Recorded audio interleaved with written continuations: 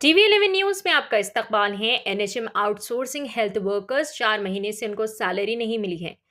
उनका कहना है कि सुबह 8 बजे से रात 8 बजे तक काम कर रहे हैं रेगुलर के साथ ड्यूटी पर सैलरी सिर्फ तारीख मिल रही है। ईएमआई, खर्च, बच्चों की फीस साथ ही टूट के खुदकुशी कर रहे हैं। सैलरीज दो, बराबर काम का बराबर दाम दो, रेगुलर करो।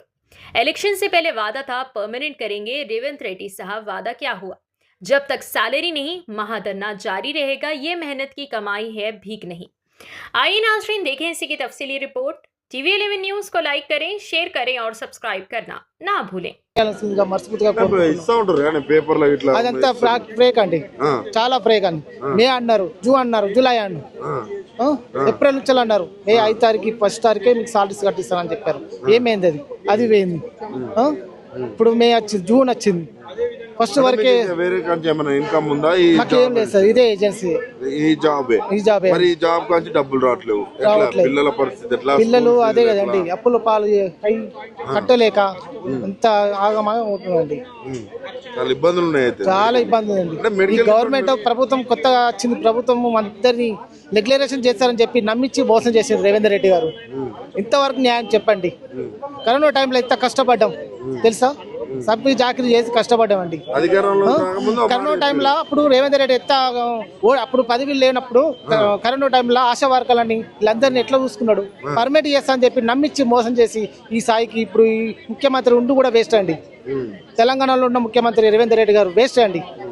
ఆయన మొగోడైతే అందరినీ పర్మిట్ చేయండి, ఏజెన్సీని రద్దు చేయండి, కార్పొరేషన్ ని తొలగించండి. ఎందుకు అంత కోపం వస్తుంది? అవునండి, కోపమే ఉంది.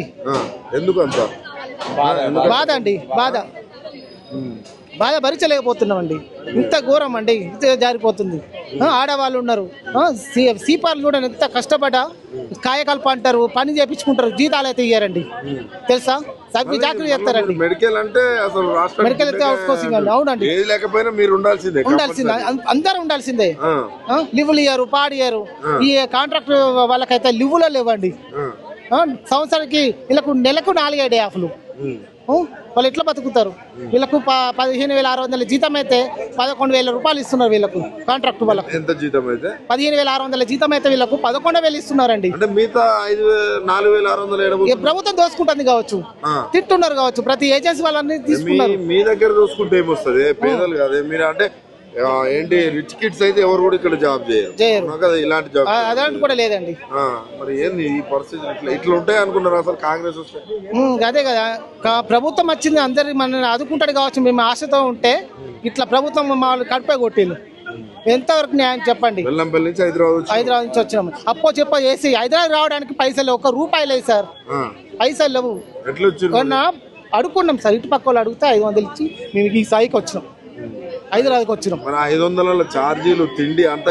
తిండి లేకుండా మంచిదే కానీ మమ్మల్ని పర్మిట్ చేస్తే సరిపోతుంది. మాకు నెలలకు జీతాలు ఇస్తే సరిపోతుంది సార్. మాకు నెల జీతం మొత్తం సరిపోతుంది. రెగ్యులరేషన్ చేస్తే మాకు నెలలో 1 తారీఖు జీతం ఇస్తే సరిపోతుంది సార్. ఇవ్వాలి సార్. పేపర్లో మాత్రం ఇస్తాను. మేము ధర్నాలు కూడా నిరాహార కూడా చేసినాం. 7 రోజులు అయింది, వాడికి 8 రోజులు అండి. ఏమి ఆధారం లేదు. ఎవడన్నా చూస్తే బయట చూస్తేనేమో పేపర్లు వస్తుంది కానీ రెగ్యులర్ గా జీతం అని అంటారు. మాకు అది కూడా లేదు కదా సార్.